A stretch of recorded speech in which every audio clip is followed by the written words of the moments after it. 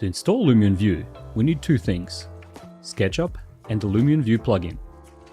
So in order to get started, we first log into our Lumion account.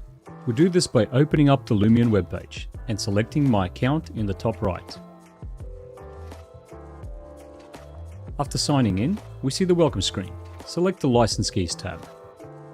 Under the product menu, you will see your Lumion View details, including the version, license key, and number of seats assigned. Finally, there is the Download Product button. Click it to download the plugin. This will download the plugin to your browser downloads folder. Let's now jump into SketchUp.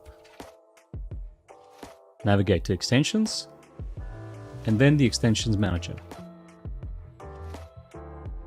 On the bottom left, you will see an Install Extensions button. Select it. It will open a File Explorer menu. Navigate to where you downloaded the Lumion View file.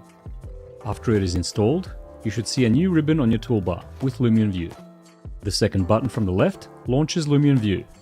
This will open the viewer window and the login page. When prompted, you need to use your Lumion account credentials. Congratulations, you are ready to get started.